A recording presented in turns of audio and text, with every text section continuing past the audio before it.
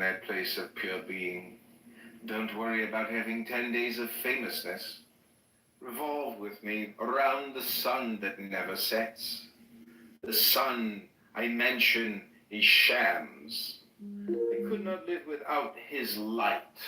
As a fish needs water, as a worker appears in his work, as every living being pastures on the meadow of the absolute, Muhammad's horse, Borak, Arabian stallions, even donkeys. Every creature grazes there, whether they know it or not. O Sam, heal the madness of those who feel jealous of the sun. Put salve in their eyes, and let them see that what they are wanting is the extinction of light, the eye of the heart. A beautiful woman may turn into a nightmare for you, as also the dank bottom of a well can start to feel like a thriving garden. The eye of your heart continually opens and closes, working its alchemy, and there is one behind these illusions who holds your loving between thumb and forefinger, who creates every appearance, can consume any morsel in a fiery instant.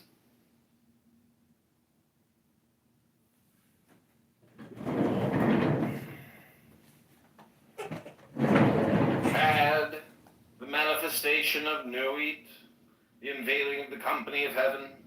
Every man and every woman is a star. Every number is infinite. There is no difference. Help me, O warrior lord of Thebes, in my unveiling before the children of men. Be thou headed my secret center, my heart and my tongue. Behold, it is revealed by Aiwas, the minister of Hor-Barkrat. The cubs is in the coo, not the coo in the cubs. Worship then the cubs, and behold my light shed over you. Let my servants be few and secret. They shall rule the many and the known. These are the fools that men adore. Both the gods and the men are fools. Come forth, O children under the stars, and take your fill of love. I am above you and in you. My ecstasy is in yours. My joy is to see your joy. Above the gemmed azure is the naked splendor of Nuit. She bends in ecstasy to kiss. The secret ardors of Hadit. The winged globe, the starry blue are mine, O Anka and Kansu. Now ye shall know that the chosen priest and apostle of infinite space is the prince priest, the beast. And in his woman called the scarlet woman is all power given. They shall gather my children into their fold. They shall bring the glory of the stars. Now the year, now the new year, reviving old desires. The thoughtful soul to solitude retires, where the white hand of Moses on the bough puts out, Jesus from the ground suspires. Tram indeed is gone with all his rose, and Jamshyd's seven-ringed cup where no one knows. But still a ruby kindles in the vine, and many a garden by the water blows.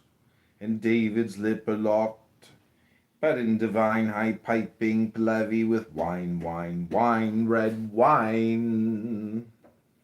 The nightingale cries to the rose, that sallow cheek of hers to incarnate Eden. Thus spake Omar the Sufi, let Tram and Jamshyd's cup be gone. Of small concern is it that David sings no more. Love, the everlasting, is red as wine, strong as wine, and gives wisdom as does wine. Come, fill the cup, be young, and fling away the old garments. There is but a little time to realize the preciousness of the Holy One, and the presence of Al-Aziz, the incomparable, who is also Wadud, the all-loving. If it appear to have a brim, 'tis the fault of the cup. The Sufi is no wine-bibber, the poet is no drunkard.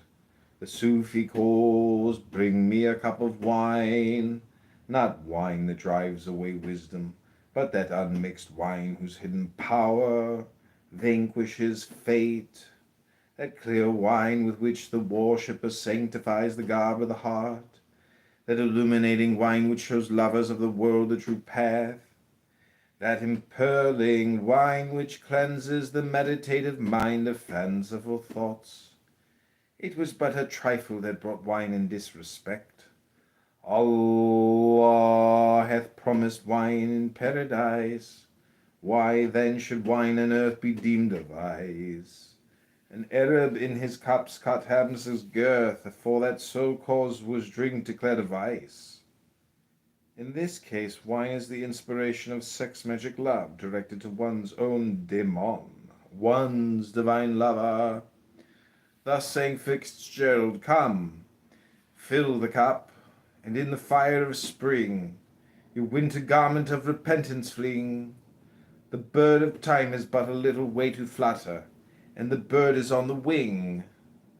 Whether at Naishapur, Babylon, whether the cup with sweet or bitter run, the wine of life keeps oozing drop by drop. The leaves of life keep falling one by one. Thus spake Omar the Sufi. Life's fount is wine, Khizr its guardian. I, like Elias, find it where I can. 'Tis sustenance for heart and spirit too. Allah calls wine a boon to man. The Sufi scorns material essences.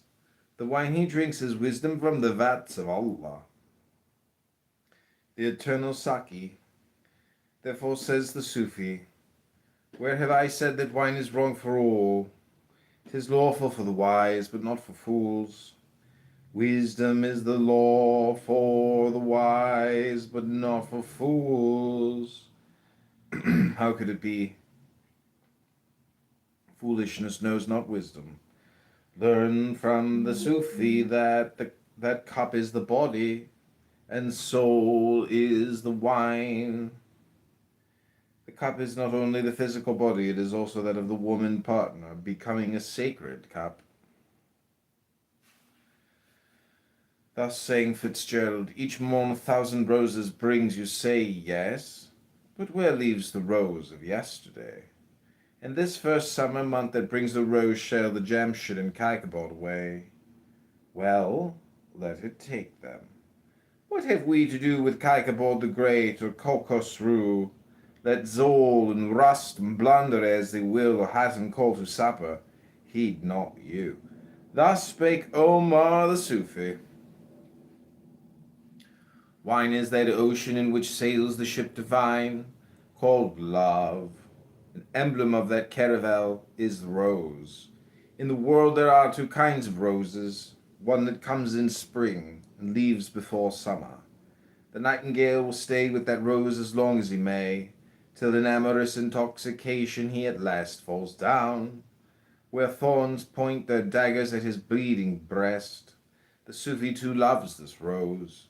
Still he will say with the cavalier, where leaves the rose of yesterday? He knows, however, that the rose of yesterday is the rose of today in transmutation. The eternal womb is never barren. There is another rose, a rose of mystery. Its petals are the planetary curves, and its stamens and pistils are divine presences. The Sufi reveres that rose. In it he finds the beloved. The rose is also the woman partner when she, by the magical imagination, is transmuted to become the objective manifestation of the divine daemon.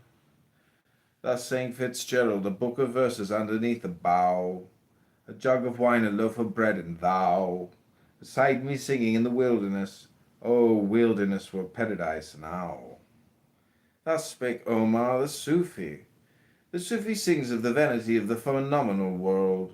He retires under the tuba tree with a book of verses written by the beloved his God. The tuba tree sends a branch into every believer's home. It is the tree whose scent is the breath of eternity, and whose flowers have a soul in every leaf. He takes along with him wine and bread and heaven or earth, An alchemist has called them, and thou beside me singing in the wilderness. Who art thou but the beloved? Who art thou but the beloved? He silently says to the woman partner for the divine lover, the daemon. She now is when under the tuba tree, the couch of love. Thus saying Fitzgerald. Okay, I'm going to take a break. Hope you enjoyed that reading.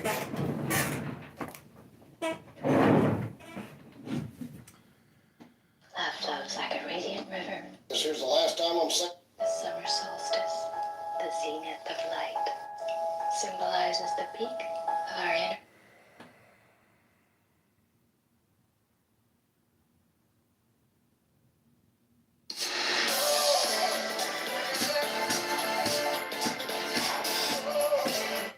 The harmonious streams caress the souls. We become voyagers on an odyssey of sensations. Our spirits intertwining with the universal